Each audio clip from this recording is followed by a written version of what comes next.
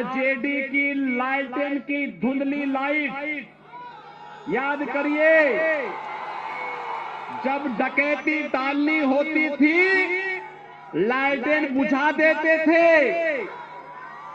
और कांग्रेस और आरजेडी मिलकर के अरे गरीब का ही नहीं खाते थे, पशुओं का चारा भी डकार जाते थे। मैं सच बोल रहा हूं ना, गलत तो नहीं बोल रहा हूं ना।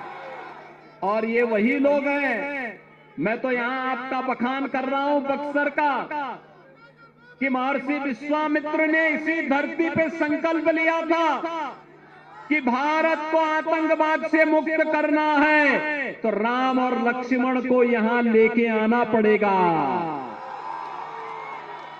और कांग्रेस कहती है, कांग्रेस क्या कहती है? कहती राम हुए ही नहीं। ये भगवान के ही अस्तित्व पर प्रश्न खड़ा करती है, जैसे कि कांग्रेस और उसका वंशवाद ही रहा है, बाकी कोई नहीं रहा है। बहन और भाइयों, भगवान के अस्तित्व पर ये प्रश्न खड़ा करते हैं।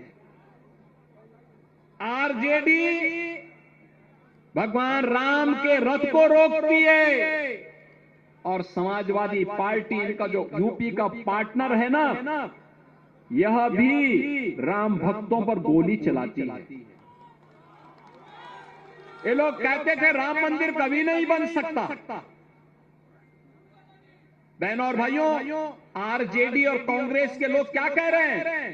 कह रहे हैं अयोध्या में जहां राम मंदिर बना है वहां हॉस्पिटल बनना चाहिए। इन मूर्खों को यह भी नहीं पता है कि राम मंदिर के निर्माण के पहले अयोध्या में भारतीय जनता पार्टी की डबल इंजन सरकार ने उत्तर प्रदेश के अंदर पहले राजऋषि महाराज दशरथ मेडिकल कॉलेज का निर्माण किया,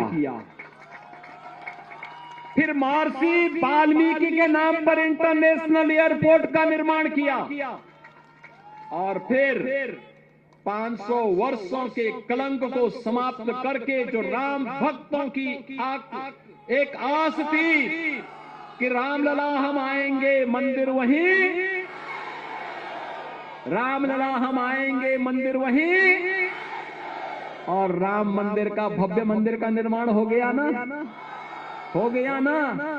क्या ये काम कांग्रेस कर पाती? क्या ये काम आरजेडी कर पाती? क्या ये काम समाजवादी पार्टी करती? यह काम तो मोदी जी के नेतृत्व में भारतीय जनता पार्टी ही कर सकती है। कर दिया ना। मैंने देखा, मैं 30 वर्ष पहले बक्सर में श्रीनाथ बाबा आश्रम में आकर के, उस समय यहां पे हमारे पूज्य महंत त्रिलोकनाथ जी महाराज, बहुत सिद्ध योगी यहां पर रहते थे। उनके सानिध्य में हुए एक धार्मिक कार्यक्रम में आकर के नौनाथ 84 सिद्धों के मंदिर के उद्घाटन कार्यक्रम में मैं 30 वर्ष पहले आया था।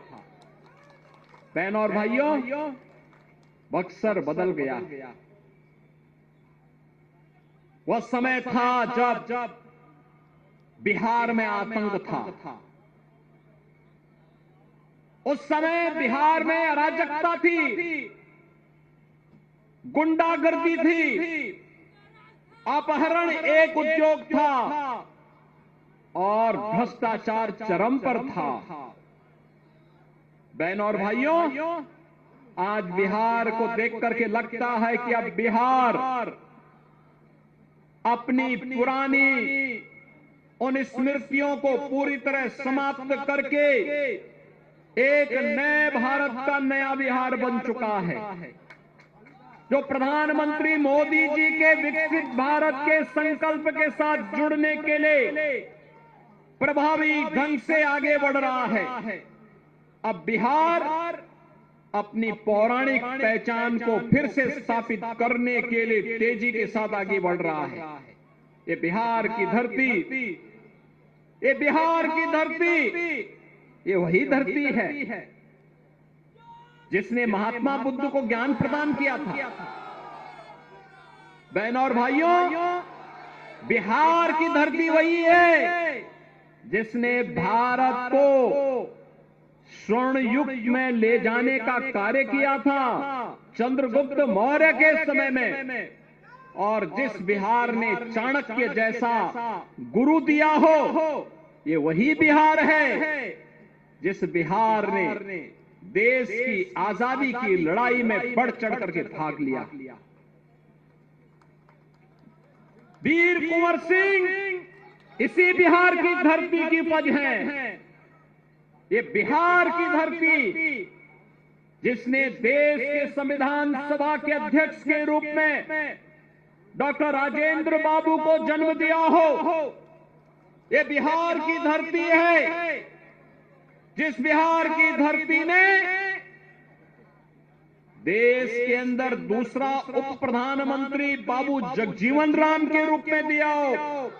भारत के यशस्वी गृह मंत्री जी ने कहा है मार्च 2026 तक भारत को ताड़का, मारीच और सुबह रूपी नक्सलवाद, उग्रवाद और आतंकवाद से मुक्त करके रख देंगे।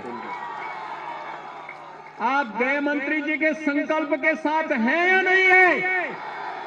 नक्सलवाद समाप्त होना चाहिए कि नहीं होना चाहिए? आतंकवाद और उग्रवाद समाप्त होना चाहिए कि नहीं होना चाहिए? अपराध समाप्त होना चाहिए कि नहीं होना चाहिए? होना चाहिए ना।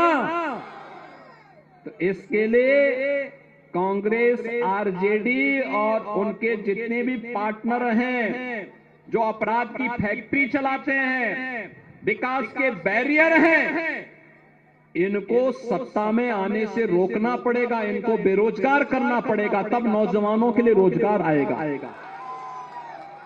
आएगा ना। और ये करने के लिए तैयार है ना।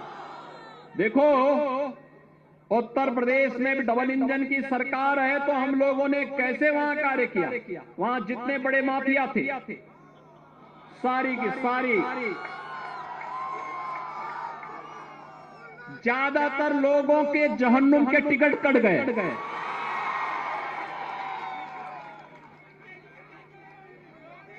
जो गरीब को मारेगा, बहन बेटियों की इज्जत के साथ खिलवाड़ करेगा, व्यापारियों का अपहरण करेगा, नौजवानों के रोजगार पर सेंध लगाएगा, तो उसके लिए तो यमराज के घर का ही टिकट होगा ना।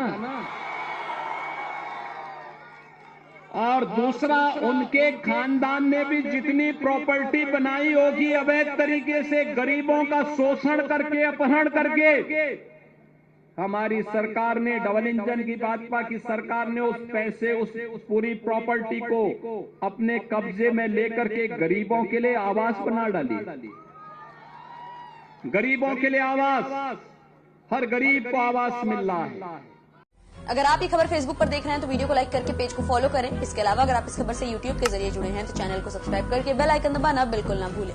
नमस्कार।